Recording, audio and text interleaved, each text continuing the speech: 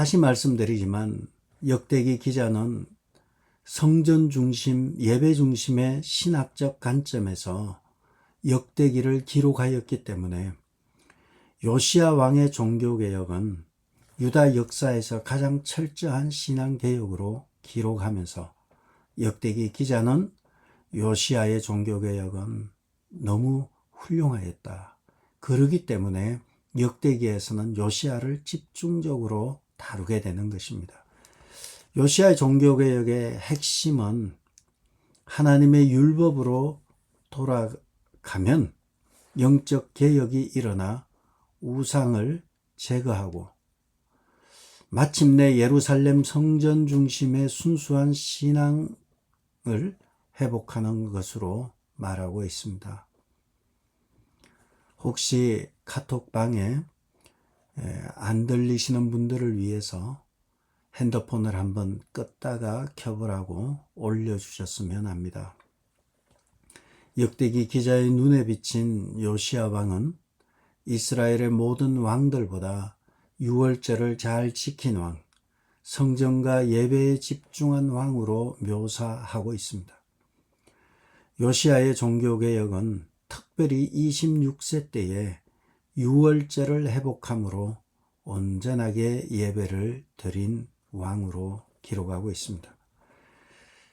역대기가 바라본 요시야 왕은 역대하 35장 18절에 기록된 대로 선지자 사무엘 이후로 이스라엘 가운데 유월절을 이같이 지킨 자가 없었다.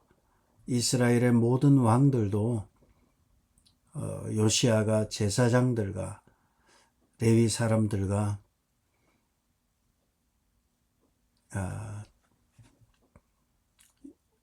선지자 사무엘 이후로 그리고 이스라엘의 모든 왕들 이후로 이렇게 유월절을 지킨 왕이 없었다 할 정도로 요시야의 종교개혁은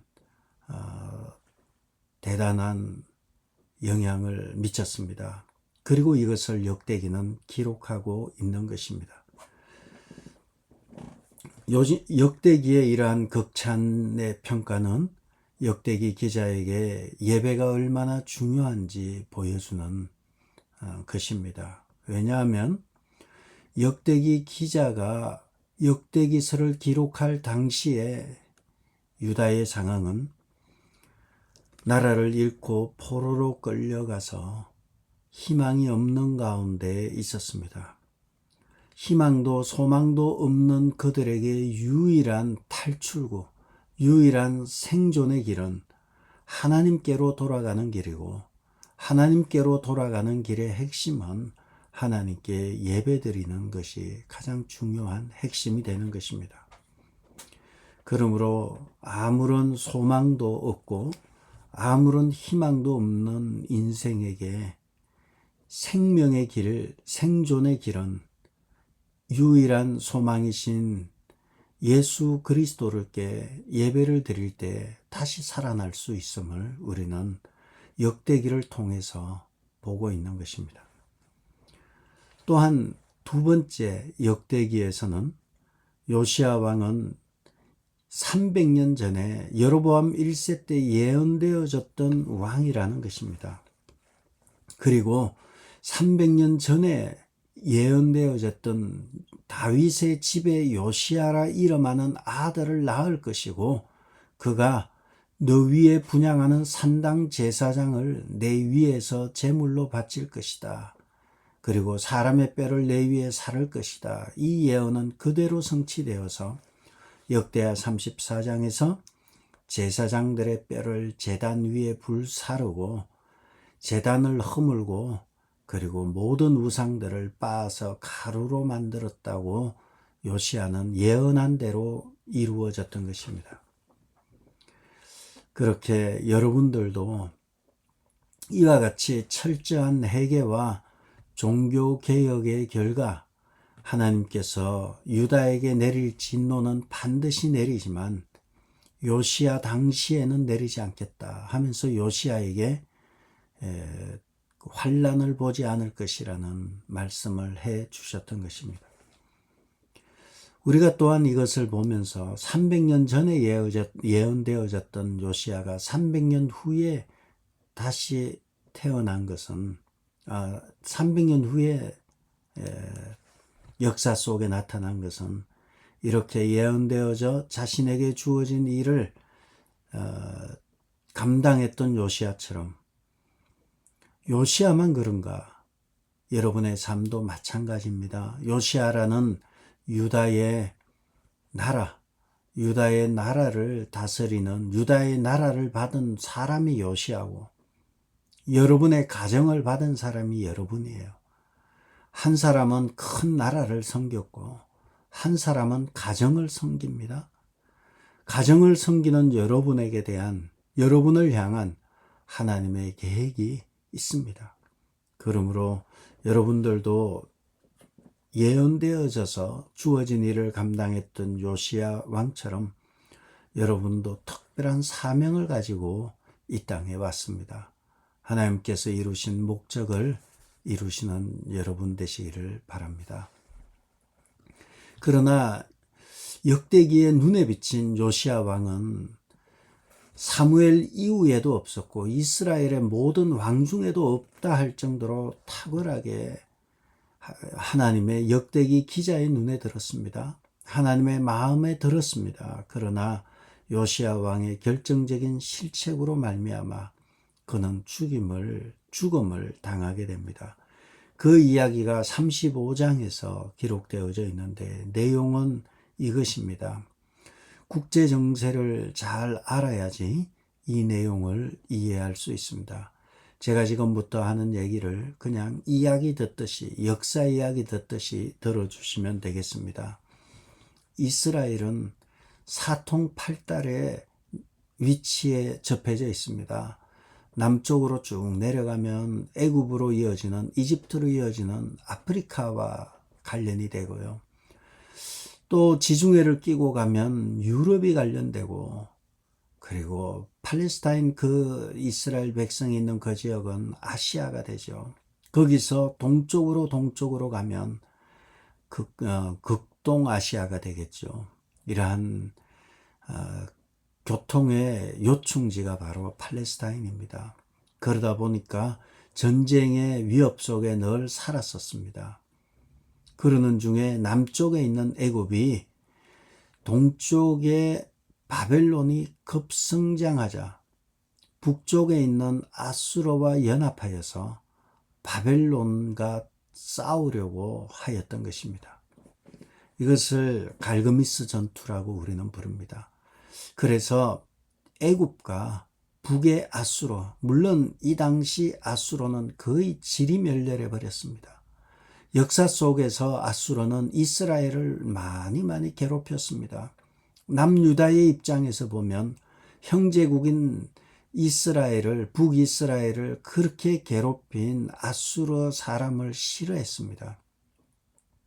그런데 애굽의 바로가 북쪽으로 올라가서 아수르와 함께 바벨론을 친다고 하니까 유다의 왕인 요시야 왕은 절대 길을 빌려주지 않겠다 이렇게 주장하게 되고 그러다 보니까 애굽과 전쟁을 치르게 됩니다.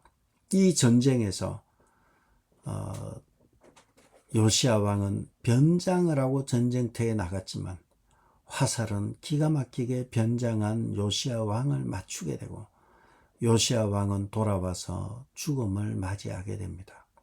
이것을 보면서 우리는 반애굽이 되어버렸어요. 친바벨론 정책을 펴고 반애굽 정책을 폈던 사람이 요시야 왕이에요. 애굽은 요시야 왕을 유다를 자연스럽게 전쟁에서 이김으로 침공에 들어와서 요시야 왕 이후에는 친애굽 정책을 펴는 왕을 세우기 시작하게 되고 이러한 친애굽 정책을 펴는 왕들을 세우자 바벨론이 뚜껑이 열려서 예루살렘으로 침공에 들어와서 예루살렘을 완전히 초토화시켜 버리게 되죠. 요시야 왕 이후에 남유다 예루살렘은 애굽한테 뒤지도록 맞고 바벨론한테도 죽도록 맞고 나중에는 포로로 끌려가게 되죠. 이러한 상황으로 벌어지게 됩니다. 그러나 이러한 결정적인 사건은 바로 요시야의 전사입니다. 요시야의 죽음입니다.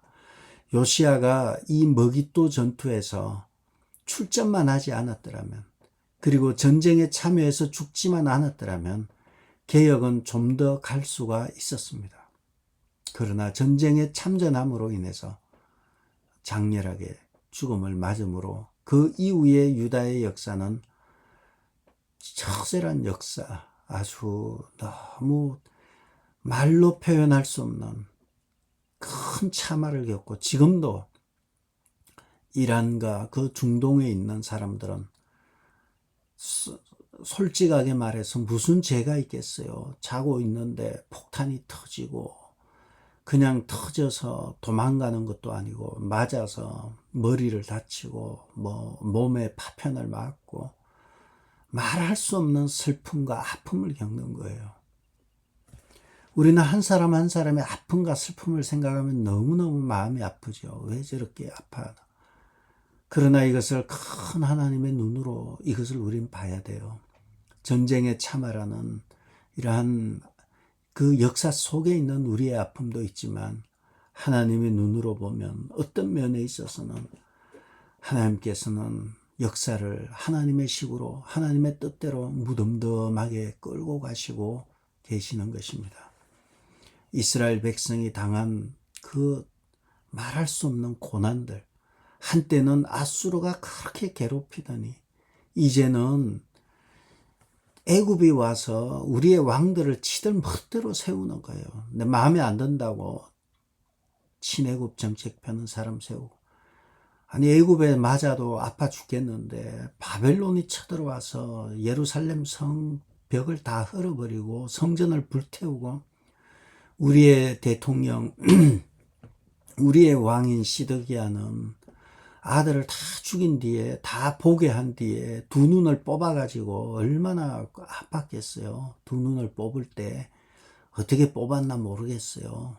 어떤 연장을 써서 뽑았는지 모르지만 그 고통은 말할 수 없고요. 그것을 바라만 봐야 하는 이스라엘 백성들, 유다 백성들도 그 고통은 말할 수 없어요. 하물며 왕의 눈을 뽑아버렸는데 귀족들의 집은 다 불타고 다 나라 잃은 백성이 되어서 처량하게 바벨론까지, 페르시아까지 질질 끌려갔던 그들이옵니다. 몇 날 며칠 말할 수 없는 몇 달을 걸쳐서 바벨론까지, 아마 1000km라고 내가 들었습니다. 더 될 수도 있고요. 1000km면은 2500리가 되죠. 먼 길을 그냥 나라 잃은 백성으로 가는 그 아픔은 말할 수 없죠. 그러나 하나님은 이런 끔찍한 일이 일어날 것이다. 이것은 너희가 나를 버리고 나를 떠났고 다 우상을 섬겼기 때문에 내가 이 심판은 반드시 하겠다. 그러나 너희에 대해는 하지 않겠다. 요시야에게 약속하셨고, 요시야가 죽자마자 국제사회는 엄청난 파란이 일어나면서 그 역사 국제사회 속에서 요시야 이후 유다 백성들은 처참한 생활을 한 것입니다. 그렇다면은 성경은 말하기를, 역대기는 말하기를 요시야가 그렇게 훌륭한 왕이었는데,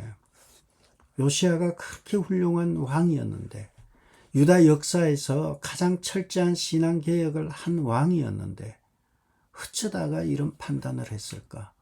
왜 한순간 판단 잘못해서 자신도 처참해지고 그 백성들 전체가 고통 가운데 빠지게 되었습니까? 그것은 바로 마지막 순간에 하나님의 말씀을 듣지 않았기 때문입니다. 요시야는 왜 전쟁에 참여했을까요? 왜 애굽과의 싸움에 참여했을까요? 우리는 여기서 정말 면밀하게 봐야 돼요. 애굽이 싫어요. 1차적으로 요시야 왕은 애굽이 싫은 거예요. 남쪽의 애굽이 호시탐탐 우리를 괴롭히는 게 너무 싫고, 그리고 애굽이 연합으로 전쟁을 함께 하려고 하는 아수르도 너무 싫은 거예요. 남쪽의 애굽도 싫고 북쪽의 아수르도 싫은 거예요. 그래서 둘이 연합해서 바벨론과 싸우는 것을 막기 위해서 남쪽의 애굽이 아수르로 올라가기 위해서 가는 길목을 내달라고 했을 때 내주지 않은 거예요. 안 된다는 거예요. 너들도 싫고 남쪽의 애굽도 싫고 북쪽의 아수르도 싫은 것들이 둘이 합쳐서 바벨론을 친다고 하니까 싫은 거예요. 그러다 보니까 자연스럽게 뭐 그 원하든 원치 않든 애굽을 반대하니까 친 바벨론 정책을 펴는 것처럼 느껴질 수 있죠. 그 일로 인해서 요시야가 죽게 된 것입니다. 그렇다면 우리가 여기서 생각해야 될 것이 무엇입니까? 아니 싫다는데, 애굽이 싫다는데, 아수르가 다 싫다는데, 내가 우리 민족이, 우리 유다가 애굽이 싫고 아수르가 싫다는데 기도하지 않았던 거예요. 내가 싫으니까 하나님도 뭐 인정해 주시겠지. 내가 기분 나쁘니까, 내가 애굽이 기분 나쁘고 아수르가 기분 나쁘니까. 그래서 하나님의 뜻은 바벨론이 흥왕하고 성장하는 방향으로 가는 거예요. 뭐 바벨론이 잘해서 흥왕하는 거 아니에요. 역사의 순리가 역사를 그렇게 끌고 가시는 게 하나님의 뜻이고, 그런 가운데 하나님의 뜻에 반하게 된 거죠. 아니 애굽과 아수르가 힘을 합쳐서 바벨론을 짓누르는 게 하나님의 뜻으로 저는 생각합니다. 왜냐하면 애굽의 바로 느고가 말하기를 나를 막지 말라. 하나님이 나에게 명령하셔서 속히 하라고 하셨다. 애굽의 바로가 이렇게 말할 정도로 이스라엘 땅을 빌려달라고 하였지만 요시야는 애굽의 왕의 말을 듣지 않고 전쟁에 참여해 죽었던 것입니다. 제가 관심 가지는 부분이 이것이죠. 요시야는 왜 그렇게 전쟁을 그냥 보내줬으면 됐는데 막았을까? 그것은 하나예요. 싫은 거예요. 애굽이 싫은 거예요. 그리고 북쪽의 바벨론, 아수르도 싫은 거예요. 그래서 막은 거예요. 그것이 뭐 어쩌라는 건가요? 때로는 하나님께서는 내 생각과 다를 수 있음을 우리는 알아야 돼요. 하나님의 뜻은 바로의 애굽 군대가 이스라엘을 거쳐서 아수르로 올라가는 것을 하나님의 뜻이었어요. 그런데 내가 싫다고 해서 하지 않았기 때문에 그 전쟁에서 요시야는 죽음을 맞이한 것입니다. 우리는 내가 옳다고 생각하는 것이 옳은 것만은 아니에요. 내가 정답을 가지고 있는 것 아니에요. 내 생각이 꼭 옳은 것만은 아니에요. 항상 내 생각은 검증받아야 되고, 그러려면 내 생각을 가지고 교역자들과 상의도 하시고, 교회 장로님들과 권사님들과 중직자들과 상의도 하시고, 대화도 나누시고, 그렇게 해서 뜻을 찾아가는 게 중요합니다. 자칫 요시야는 하나님에게 묻기보다는 자기 생각에 깊이 빠져서 하나님께 묻지 아니하고 전쟁터에 뛰어들었다가, 그 전쟁터가 머깃도예요. 머깃도는 MGT가 되죠.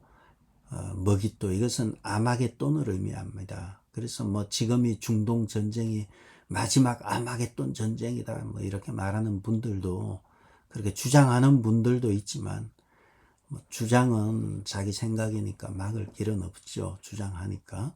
그러나 오늘 이 머깃도 전쟁, 아마겟돈 전쟁에서의 요시야의 결정적인 잘못은 내가 싫다는 거예요. 내가 싫으니까 하나님의 뜻이 설마 여기 있을까? 하나님은 내가 그렇게 싫어하는 사람을 통해서 내게 말씀하실 때가 있어요. 하나님은 나귀를 통해서 발람에게 말씀하시고요. 하나님은 돌들을 통해서라도 말씀하시고요. 하나님은 목회자를 통해서만 말씀하시는 것이 아니라 때로는 내가 그렇게 싫어하고 정말 정떨어지게 싫어하고 죽이고 싶은 이저 애굽과 아수르 왕들을 통해서 요시야에게 말씀을 하셨지만 듣지 않았습니다. 여러분, 우리의 생각이 틀릴 수 있고 그래서 우리는 늘 하나님께 물어야 합니다. 자기 멋대로 판단하고 생각해서는 안 되는 것입니다. 2018년 저희 교회 유임 예배 때 축사하셨던 목사님이 계십니다. 그분은 참 연세가 드셔서 지금 거의 80 다 되셨는데 70에 건축을 하셨어요. 60대 중후반에 건축을 하셨어요. 그래서 롱아일랜드에 잘은 모르겠는데 엄청나요. 한 30에이커 되나 뭐 10에이커 되나 상상할 수 없는 큰 지역을 땅을 사고 그 산에다가 교회를 건축하느라고 아주 고생이란 고생 아주 한 10년 동안 아주 뼈 마를 정도로 고생을 해서 교회를 크게 지었어요. 그분이 3월 22일 주일날 오후에 출판 감사 예배를 드리긴다고 초청장이 왔어요. 저는 3월 22일은 갈 수가 없기 때문에 못 가지만 그 초청장이 왔는데 출판 감사 예배의 제목이 무엇인가 하면 흔들려도 굳게 서라 이런 제목이었어요. 흔들려도 굳게 서라. 영어로 shaken yet standing. 성경에 바울이 많이 써요. stand firm, 굳게 서라. 바울도 이렇게 이 표현을 참 많이 쓰죠. 굳게 서라. 스크럼을 짜고 적들에게 밀리지 않도록 굳게 서라는 거예요. 흔들림 없도록 전진하고 또 전진하라는 단어죠. 굳게 서라. 이 책 이름이 신앙 고백서의 책 이름이 흔들려도 굳게 서라. shaken yet standing 이런 제목이에요. 어제 그 교회에 있는데 그 초청장이 교회로 왔어요. 그것을 보면서 느끼는 것은 흔들리지만 굳게 서야 되는구나. 흔들린다 하더라도 굳게 든든하게 stand firm 굳게 서야 되는구나. 그런데 오늘 우리가 보고 있는 요시야를 통해 깨닫는 말씀은요. 굳게 서는 것을 넘어서서 선줄로 굳게 선줄로 생각하는 자는 넘어질까 조심하라. 흔들려도 굳게 서라. 그리고 조심해라. 넘어질까 조심해라. 그래서 책을 하나 더 써야 될 것 같아요. 제가 흔들려도 굳게 서되 조심해라. 이렇게 써야 될 것 같아요. 그렇습니다. 굳게 서는 것도 중요하고 단단히 서는 것도 중요합니다. 그러나 우리는 조심해야 합니다. 넘어질까 조심해라. 흔들리지만 견고히 서는 것 중요합니다. 그러나 조심조심하면서 광야의 길을 지날 때 수많은 판단들이 있고요. 수많은 결정들이 있는데 판단과 결정 가운데 내 생각이 중요하고 내 판단이 중요하고 하나님께 한 번 더 물어보면 좋을 텐데 묻지 아니하고 요시야는 결국은 전쟁터로 뛰어들어가서 불안하니까 변장하고 뛰어들었다가 화살 맞아 전사한 거예요. 우리는 우리의 삶 자체가 광야예요. 광야에서 판단을 할 때 이게 옳을까 저기 옳을까 판단이 서지 않을 때는 우리는 교육자들과 또 중직자들에게 물으면서 지뢰밭을 하나하나 지뢰를 제거하면서 판단하고 가야 하는 삶이 승리하는 삶입니다. 일생 동안 우리는 흔들리지만 굳게 서는 것 굉장히 중요합니다. 그리고 섰을 때 또한 넘어질까 조심하는 것. 일생 동안 하나님의 뜻을 물으면서 흔들리지 않고 견고히 서며 조심조심해서 승리하는 여러분들 되시기를 주의 이름으로 축복합니다. 기도하겠습니다. 아버지 하나님, 일평생 역대기 기자의 눈에 비친, 하나님의 눈에 비친 요시야 왕은 참으로 대단한 신앙의 개혁자였지만 자신의 생각과 국제정치와 모든 것에 있어서 자기의 깊은 감정 가운데 빠져 있었을 때 큰 실수를 함을 저희들이 보았습니다. 우리의 인생이 늘 실수와 실패의 삶의 연속이지만 우리가 그럼에도 불구하고 흔들림 없이 조심조심하면서 매일마다 승리하는 귀한 성도들 되게 도와주옵소서. 오늘 하루도 우리가 무엇을 하든지 어디로 가든지 하나님의 뜻 안에서 판단하고 결정하며 하나님의 마음을 흡족하게 하는 복된 하루가 되게 도와주옵소서. 예수님의 이름으로 기도드렸습니다. 아멘. 하늘에 계신 우리 아버지여, 이름이 거룩히 여김을 받으시오며 나라의 마옵시며 뜻이 하늘에서 이룬 것 같이 땅에서도 이루어지이다. 오늘 우리에게 일용할 양식을 주옵시고 우리가 우리에게 죄 지은 자를 사하여 준 것 같이 우리 죄를 사하여 주옵시고 우리를 시험에 들게 하지 마옵시고 다만 악에서 구하옵소서. 나라와 근세와 영광이 아버지께 영원히 있사옵나이다.